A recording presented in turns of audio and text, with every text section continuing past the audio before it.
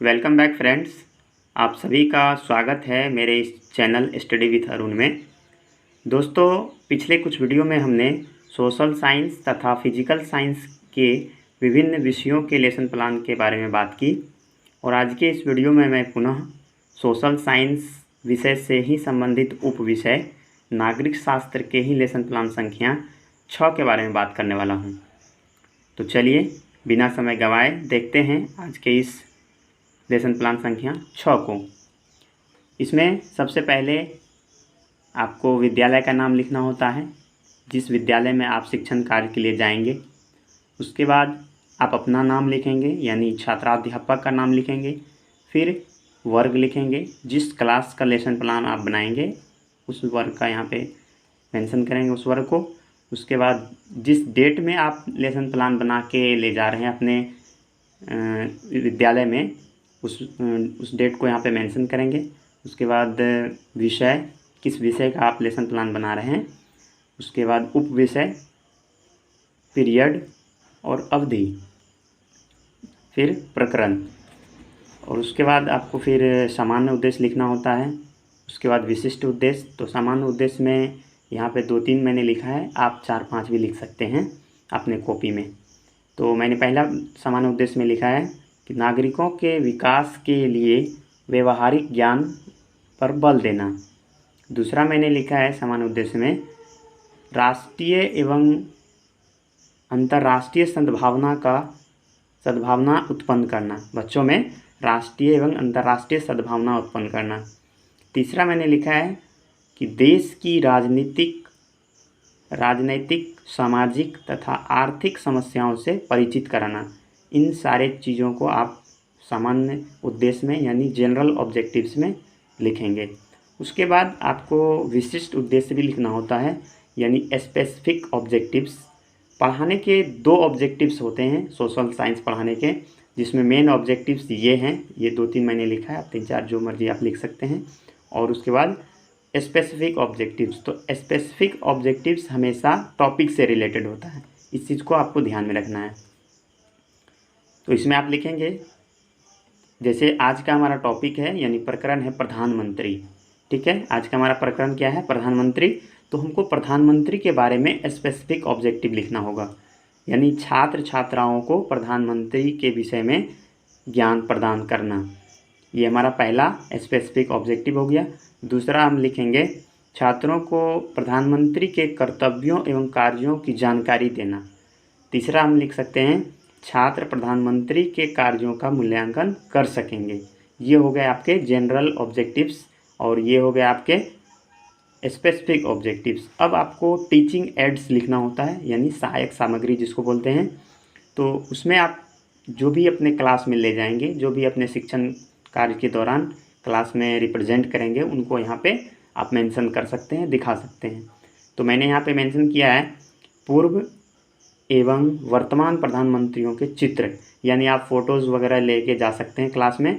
अगर आपको प्रधानमंत्री पढ़ाना हो तो आप प्रधानमंत्री के कुछ फ़ोटोज़ दिखा सकते हैं बच्चों को, ताकि जिससे उसका रियल लाइफ सिचुएशन को वो समझ सके और रियल लाइफ से उसको जोड़ सकें ज्ञान को।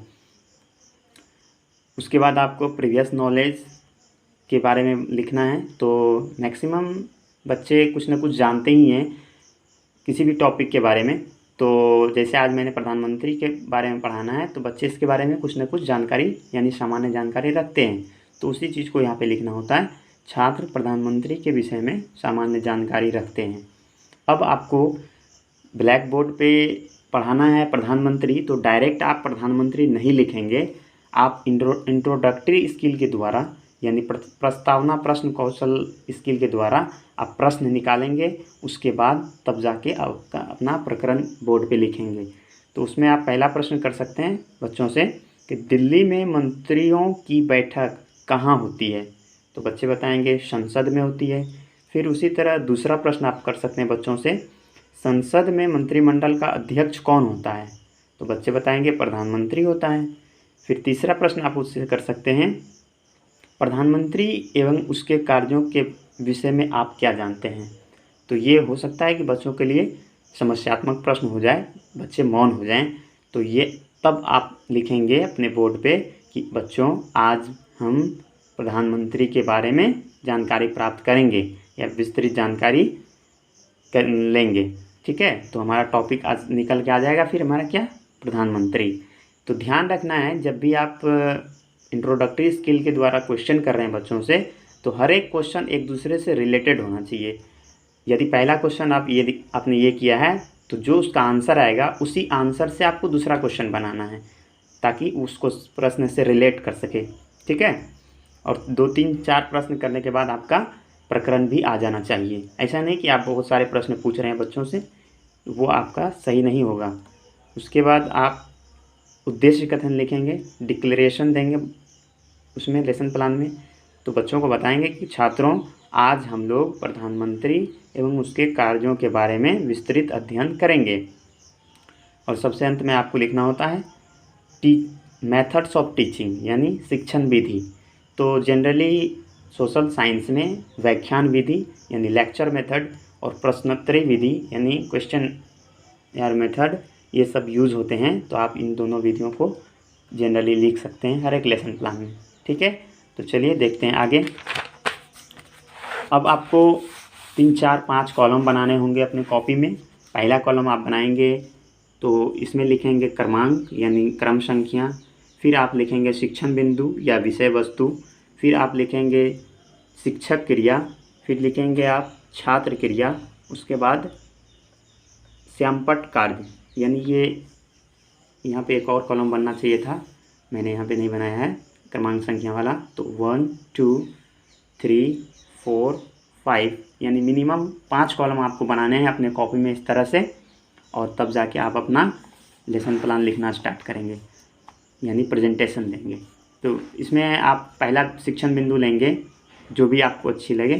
तो मैंने लिया है कि प्रधानमंत्री का परिचय, पहला मेरा शिक्षण बिंदु है प्रधानमंत्री का परिचय।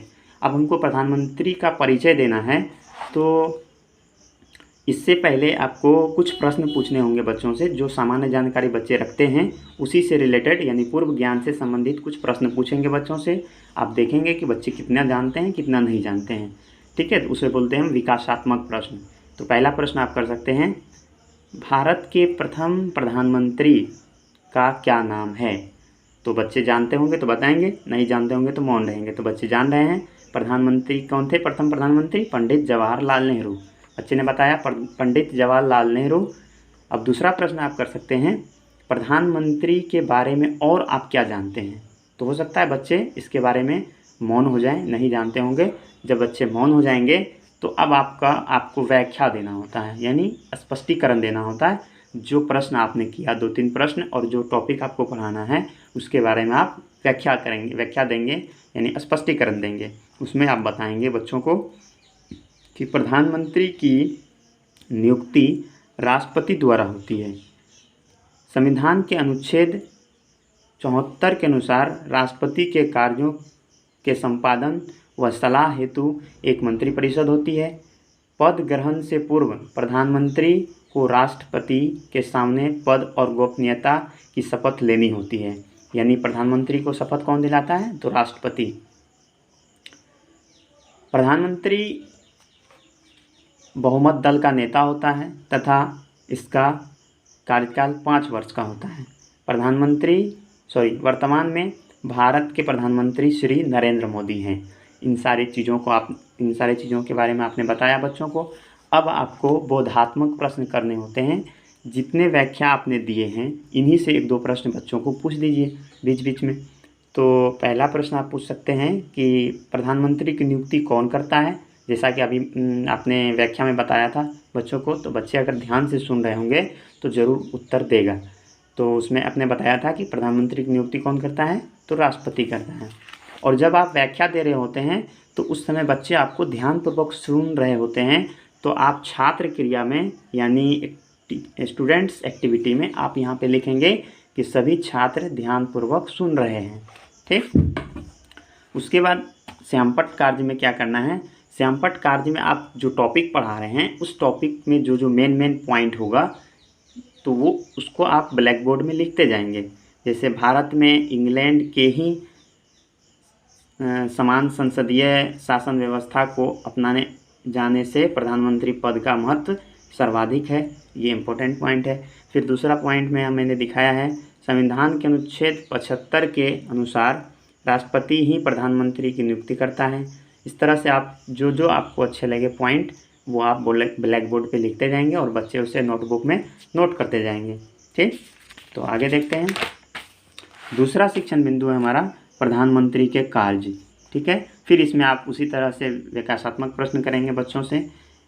तो मैंने यहाँ किया है, देश के विकास कार्यों को स्वीकृति कौन देता है? तो बच्चे बताएंगे प्रधानमंत्री। नहीं जानते होंगे तो नहीं भी बता सकते हैं। फिर दूसरा प्रश्न आप कर सकते हैं कि प्रधानमंत्री के क्या क्या कार्य हैं? तो बच्चे स्वाभाविक हैं कि मौन हो जाएंगे, सभी बच्चे नहीं जान रहे होंगे। तो अब आपको फिर व्याख्या देना होता है, यानी स्पष्टीकरण देना होता है इन्हीं सारी बातों के बारे में। तो उसमें आप बताएंगे व्याख्या में कि देश में विकास कार्यों को प्रधानमंत्री स्वीकृति देता है। देश का द्वितीय नागरिक प्रधानमंत्री होता है। और प्रथम नागरिक कौन होता है ये भी बताना है बच्चों को कि प्रथम नागरिक राष्ट्रपति होता है। देश का प्रथम नागरिक कौन होता है? राष्ट्रपति। प्रधानमंत्री योजना आयोग का अध्यक्ष होता है।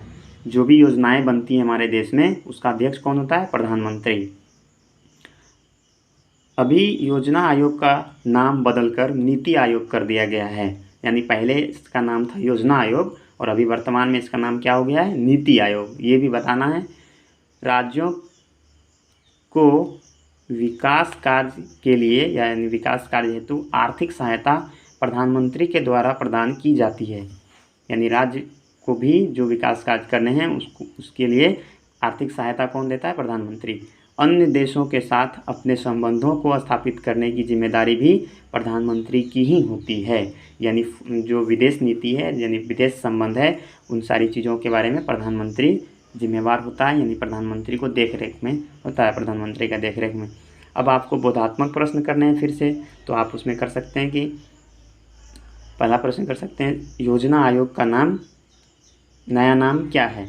तो बच्चे बताएंगे नीति आयोग। ठीक है, अब आपको फिर ब्लैक बोर्ड वर्क में करना है। तो मैंने बताया कि आपको इम्पोर्टेंट पॉइंट सब लिखते जाना है। मैंने लिखा है कि भारत के प्रथम उप प्रधानमंत्री सरदार वल्लभ भाई पटेल थे। फिर दूसरा पॉइंट मैंने लिखा है कि देश की प्रथम महिला प्रधानमंत्री कौन थी? श्रीमती इंदिरा गांधी बनी थी। ठीक है, उसके बाद राजीव गांधी सबसे कम उम्र यानी कि मात्र 40 वर्ष की उम्र में और मोरारजी देसाई सबसे अधिक उम्र यानी 80 वर्ष यानी 80 साल की उम्र में प्रधानमंत्री बने थे। इन सारी चीज़ों को आप ब्लैक बोर्ड में लिखेंगे ताकि बच्चे उसे समझ सकें और उसे अपने नोटबुक में नोट कर सकें। फिर मैंने यहाँ पे दिखाया है कि प्रधानमंत्री की योग्यताएं क्या होती है। इन सारी बातों को भी बच्चे के नोटबुक में लिखवाना है और उनसे पूछना है फिर बाद में। ठीक है, इन सारी चीज़ों को आप ब्लैक बोर्ड में लिखेंगे। और फिर लास्ट में आपको पुनरावृत्ति प्रश्न करने होते हैं अंत में। तो आप पुनरावृत्ति प्रश्न 2, 3, 4 प्रश्न जितने हो कर सकते हैं संभव। तो मैंने यहाँ किया है कि प्रधानमंत्री की नियुक्ति कौन करता है। दूसरा मेरा प्रश्न है प्रधानमंत्री का कार्यकाल कितने वर्षों का होता है। तीसरा है मंत्रिमंडल का अध्यक्ष कौन होता है।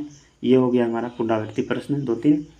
और अब आपको होमवर्क के रूप में बच्चों को कुछ देना होगा, यानी घर से बना के लाने के लिए। तो आप दे सकते हैं प्रधानमंत्री के कार्यों का अध्ययन करके आएंगे, यानी जो पढ़ाएं उसमें से कुछ बोलेंगे बच्चों को कि ये आपको पढ़ के आना है। प्रधानमंत्री बनने की योग्यता के बारे में लिखें। आपने अभी बताया और उसे लिखवाया भी। फिर से पुनः बच्चों को कहेंगे कि अपने कॉपी में लिख कर लाएंगे उनकी क्या योग्यताएं हैं बनने की। राज्य के विकास में प्रधानमंत्री के आर्थिक योगदान के बारे में पढ़कर आएंगे। इन सारी चीज़ों को आप गृह कार्य में यानी होमवर्क के रूप में दे सकते हैं बच्चों को। ठीक है, तो अगला हमारा लेसन प्लान जो भी होगा देखेंगे उसको। तब तक के लिए धन्यवाद।